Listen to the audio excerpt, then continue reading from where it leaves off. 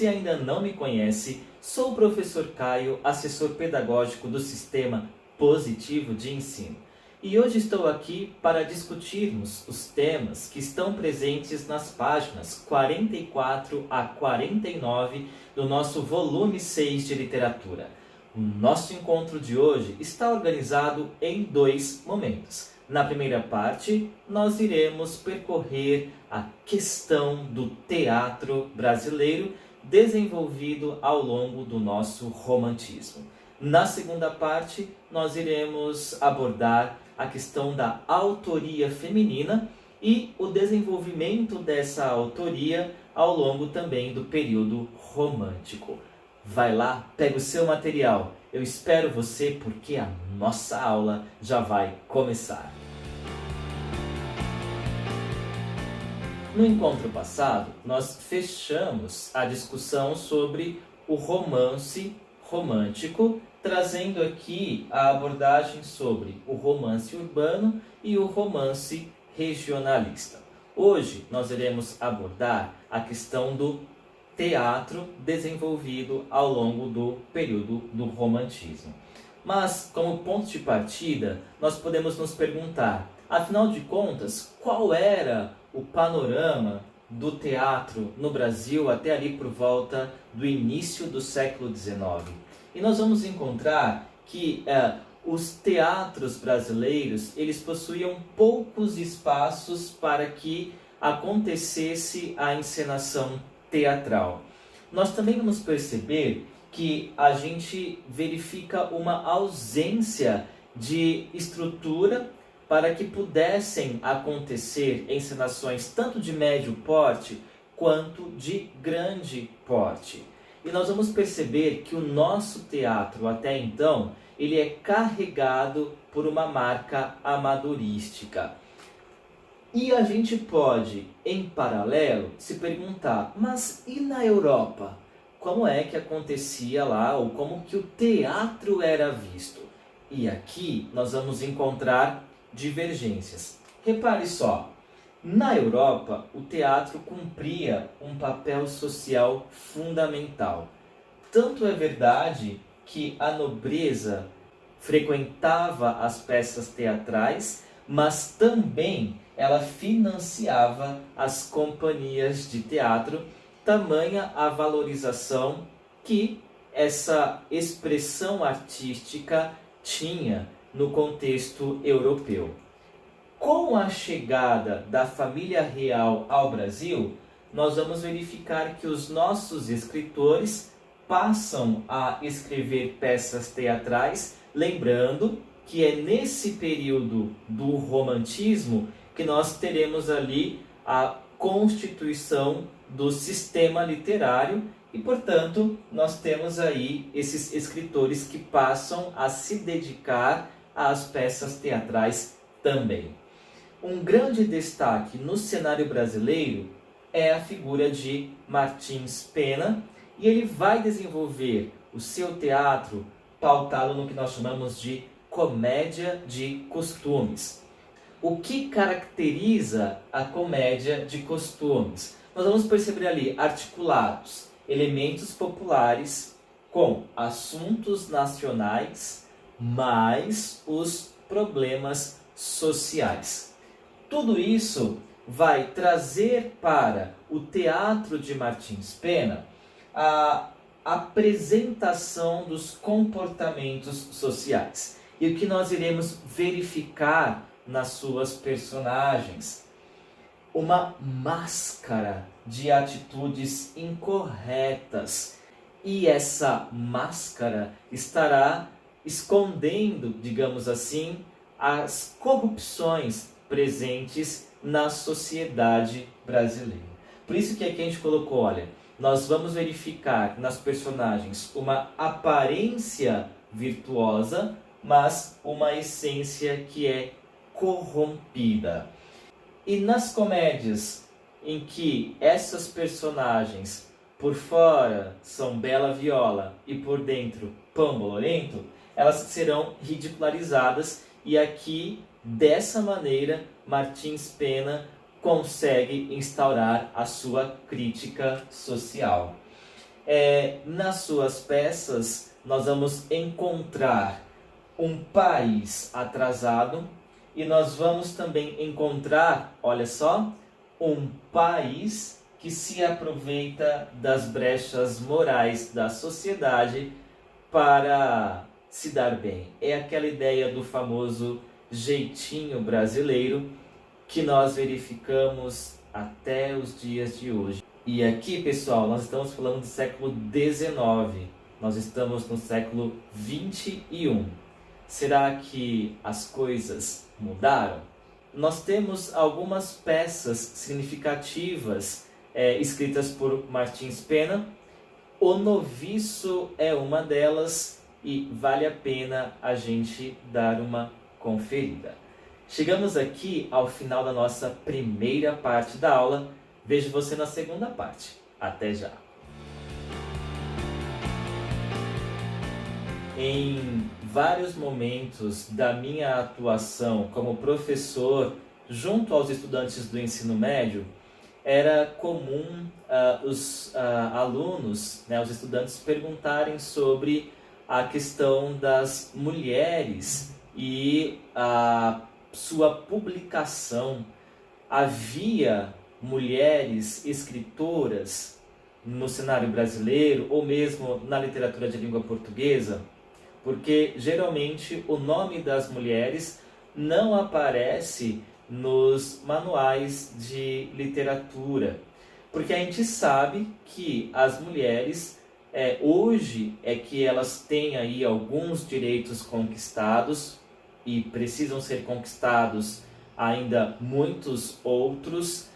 Em nossa sociedade, nós ainda, século XXI, encontramos um machismo exagerado e que vai silenciando a luta de muitas das mulheres ou deslegitimando mesmo as suas conquistas.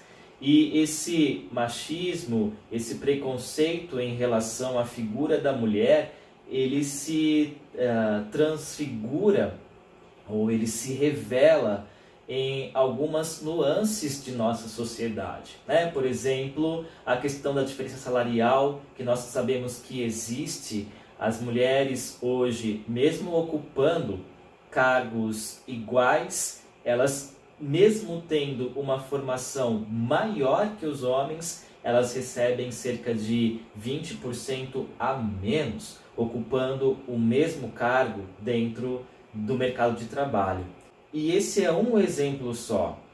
Outro que nós poderíamos dizer nesse momento em que estamos em isolamento social, nós verificamos ali um aumento vertiginoso nas agressões contra as mulheres e as denúncias realizadas em relação ao feminicídio.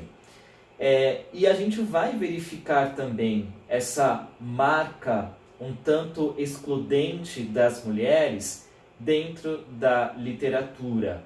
E é muito interessante que o material traga à luz, traga à cena essa temática da segunda parte da nossa aula, que é a autoria feminina no romantismo. Aqui eu coloquei no romantismo, embora no nosso material esteja no romantismo no Brasil, para deixar a nossa discussão um pouco mais abrangente.